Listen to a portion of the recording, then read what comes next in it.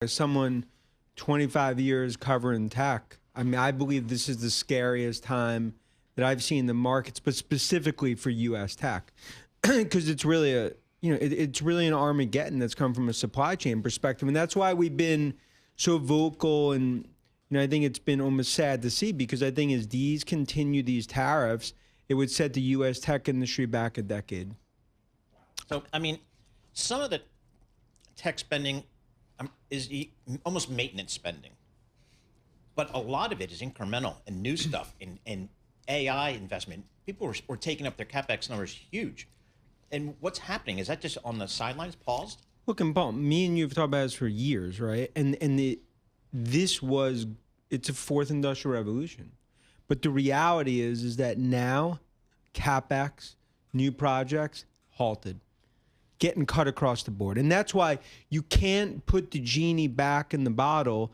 Essentially, what you've started here is a huge sort of CapEx decline that you're going to have to see number cuts across the board. And look, for these tech companies, I've talked to so many executives over the last week. You can call Paul Sweeney, Dan Ives factory in the Midwest. Hey, let's get those semi chips from there. They don't exist. Right. That's part of the problem. But pause and terminate are two different things. So I feel like a week ago, everyone was on the pause button. Are you saying now we're in the termination phase of projects? I think we've gone from pause to something that's 3 to 6 month delays. And ultimately, companies, they don't know what's happening in terms of their businesses. So it's like if they were going to spend $100,000 in incremental cybersecurity, maybe now you put that on pause, $50,000. You don't know what your CapEx budget is. So going back to like Alex, what you were talking about before in terms of the Boeing, like who pays it. Now it's like a Jenga puzzle. And that's always been the frustration here, is that what's happening, even when you get deals, the damage is being done in real time. And that's what the stocks are telling you. What do you expect to hear from tech company executives this earnings season? I mean, we just had silence for like the last 3 seconds, kind of that when it comes to guidance, because Paul, no one's going to give guidance. And the reality is that as we take stab at numbers cuts right now, these tech stocks, like to your question, like Nvidia, Apple, Microsoft, you're baking in 10 to 12% cuts into stocks today. So forget where Street is. Street, those numbers are 10 to 12%. The reason we haven't downgraded any stock and we're still bullish on Nvidia, on Microsoft, on it, because my view is like you start to get another 5, 10% cuts to these stock prices, you start to bake in a 20% cut. And I think that's where you start to get, you're seeing some of the bounces now because of that relative. Street's already ahead of where ultimately the numbers are going to be. Which of the Mag 7 is last on your list for any kind of hope at this point? Look, I would say, I'd almost like rephrase it in the fact that what's the one that's most massively, sustainably impact? It's Apple, and which is obviously our, one of our favorite names, because 93% of iPhones are built and made in China. Any concept that that's all a snap of the finger is going to happen in India, I mean, I'm playing the Masters this week, okay? Same chance. So the reality is, like, where do they go? Do they call 1-800-Navarro? Hey, what do we do? There's no alternative. And the problem is that what does that do to gross margins? That supply chain, and even when you look at Vietnam, that's why you are basically taking an American technology icon here, in terms of Apple, and you're cutting it at the knees. And that's essentially what these tariffs have done. And that's what we've talked about. It's an Armageddon-like move that needs to be stopped and negotiated. Otherwise, the damage becomes more permanent. I saw a lot of tech execs at the inauguration. I've seen them kind of hopping on the Gulfstreams, making their way to Washington. They didn't get much payoff on that, did they? No, because I think, they're there. That's the oil guys. Oh, yeah. And they're there thinking, hey, 15% reciprocal tariffs, we could live with that. Then the chart without living infamy comes out, whatever, call it, trade deficit converted into some odd Goodwill Hunting MIT lab calculation. That's a tariff, and that's where it all changed. Today, the stock market was set ablaze with a game-changing announcement. President Trump, in a move that caught many by surprise, declared a 90-day tariff pause, a decision that has sparked a frenzy of activity on trading floors across the globe. The announcement is resulting in impressive surges for key market players such as the S&P 500 and the Nasdaq Composite. Among them, Nvidia has found its stock surging after China made an exceptional contribution. Welcome everyone to Investocracy. Welcome back to our broadcast at 6. Well, one day can make a huge difference in the stock market. Today, the Dow surging to near record highs. And for context, it was the third biggest gain in post-World War II history. Yeah, this all comes after President Donald Trump hit the brakes on most of his worldwide reciprocal tariffs today, pausing collection on higher tariffs for 3 months. But one major exception was to China. Trump raised taxes on Chinese goods to 125%. Well, now the president facing mounting pressure from business leaders and members of Congress to either scrap or further pause the tariffs, and Gabe Gutierrez has details from D.C.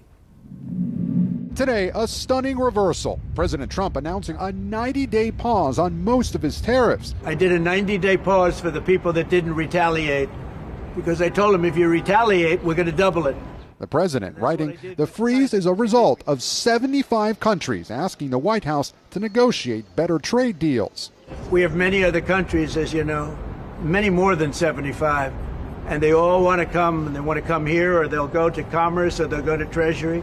At the same time, Trump raising tariffs on China yet again, up from 104% to 125%, after that country slapped U.S. goods with an 84% tariff in retaliation.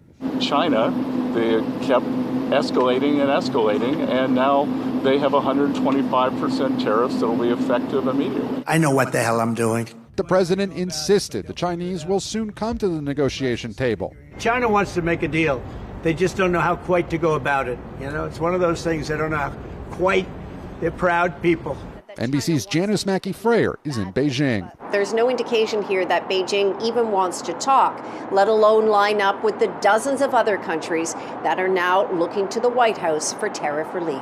Markets rallied as news of the tariff pause spread. The president had been facing increasing pressure from business leaders and members of his own party to abandon the blanket tariffs, as trillions of dollars in Americans' wealth melted away since he announced them.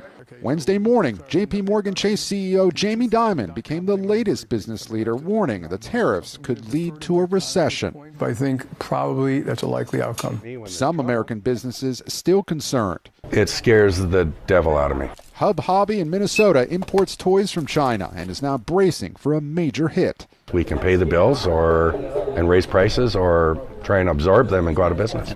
This year, Nvidia witnessed steep climbs and sudden drops and has left many analysts and investors worried. However, its bright history has not been forgotten. Most known for its processing units, the company saw a share price surge of 171% in 2024, and since 2022 has gained up to a staggering 684% in its stock price. Microsoft and Amazon are rolling out their AI-centric strategies, and in response, Nvidia perceives an unrivaled demand for its cutting-edge AI chips. Yet, amidst these undeniable successes, the company currently grapples with uncertainty due to regulatory constraints. Shifting trade policies and international tensions threaten Nvidia's foothold in this lucrative market. However, recent developments offer possible resolutions and hope for investors who stand by Nvidia's strategic maneuvers. But before going on with the video, are you into cryptocurrency? If so, check out our second channel, Investocracy Crypto. We bring you breaking news, expert analysis, and the latest trends in the fast-moving world of digital assets. Whether you're a seasoned crypto investor or just curious about the future of finance, we've got something for you. Click the link in the description to subscribe to Investocracy Crypto now. Don't miss out and stay ahead of the game. Now, let's get back to the video. Yes, so the company is incredibly well positioned. If you look at the history of companies, there have been extremely few companies that are as well positioned as Nvidia. They're addressing some of the most tremendous high growth end markets, such as data centers, such as robotics, such as autonomous driving, and each of these can be a multi-$100 billion opportunity. But yes, specifically within data center, it's entirely possible that you can get up to $1 trillion each year of annual capex spend. We're already several $100 billion, and you know, famously Microsoft is 80-something billion, and others are following, and these guys are not slowing down. And so we can certainly see that cadence continuing to several $100 billion, going up to $1 trillion, somewhere around that time frame of 2028. So what happens to your estimates at this point, and why do you think the stock didn't react more? Is it just not trading on company fundamentals right now? So we're at a point in time where we're caught between the macro and potential calls of slowdown and all the stuff associated with tariffs. It's causing a little bit of uncertainty. There is an argument that is being made that the CapEx growth has stalled just because the CapEx numbers have gotten so big. But I think it's a little bit misplaced. I think we are only looking at the data center market at this point in time. When I was talking to Jensen, for example, and other folks at NVIDIA, it was very evident to me that the next step on the horizon is possibly software. And software could be $1 trillion market for this company as well. You have the AI Enterprise Suite, which is generating a couple of $2 billion, which will continue to grow. Autonomous driving potentially coming on by the end of the decade. You know, we think Mercedes-Benz alone could be a $5 billion revenue number, and now you've got GM on top of that. And then you have robots, and the training of robots is incredibly complex, and it will require much more amount of compute, just as reasoning does. So we expect compute to go up, exponentially in the future. Harsh, you mentioned that the companies investing in this CapEx, the customers of NVIDIA, are not slowing down. They're not slowing down this year. I guess the question is, how firm is that $1 trillion number a few years out? If we went back 3 years, would we have nailed this year's CapEx number, is I guess my point. And what are the constraints on that, whether it is the spending power or, the electrical grid, anything like that? Yeah, so I would put it this way. I would put it in the context of longevity and say to you, this is an incredibly well-positioned company. Whether the $1 trillion CapEx number comes in 28 or it comes in 29 really doesn't matter. Because if you look at the end markets of the company, data center is really the big end market that the company sort of got into after gaming, which was a limited end market, but data center is huge by itself. Nvidia, thanks to China, saw its stock surge 19% and is expected to rise even more in the upcoming days. Furthermore, Nvidia's H20 chip, the most powerful chip sold to China, has faced restraints from the U.S. But after Jensen Huang's recent dinner with President Trump, the administration has turned away from cracking down on the chips, opening the market for China once more. But before going any further, if you made it this far into the video, thank you. These videos take a lot of effort and time to make, so if you enjoyed them, please hit the like button and subscribe to the channel. This goes a long way in helping us grow. That said, back to the video.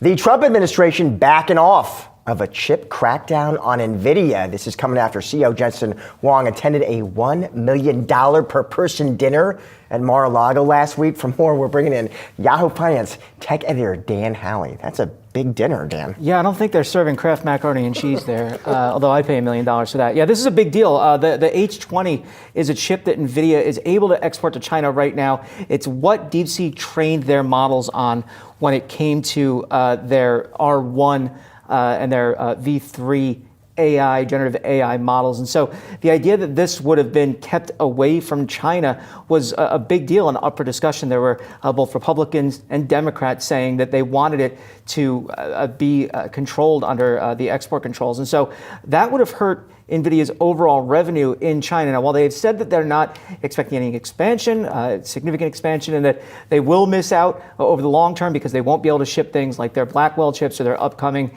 Vera Rubin chips, they do still have this in their back pocket that they're able to generate revenue from when it comes to China. So it's a big deal that now they're saying that they're still going to be able to, or at least the reports are, that now they'll be able to continue to hold on to that and continue to sell it for some time going forward. We don't know how long that's going to be or what exactly that means for NVIDIA's future chips. Don't expect Vera Rubin to go there. Don't expect Blackwell Ultra to go there. But the fact that they're able to have the H20 and perhaps future kind of, we'll call it nerfed high-end chips going out there, still good news for NVIDIA. And more broadly, you've been following big tech's relationship with the president. And, this dinner, just one example of basically big tech CEOs paying a lot of money to get close to the president and trying to convince him of their agenda. Yeah, I mean, look, this started prior to the inauguration. We had companies ranging from Google and Microsoft to Meta and Apple, either their CEOs or the companies themselves donating $1 million to the inauguration fund. We had them meeting up with him at Mar-a-Lago regularly. Mark Zuckerberg famously appointed Dana White, one of Trump's friends, and now reportedly purchased a mansion in D.C. close enough to talk, walking distance to J.D. Vance or the White House. But it didn't save them from the tariffs until about an hour ago, maybe, right?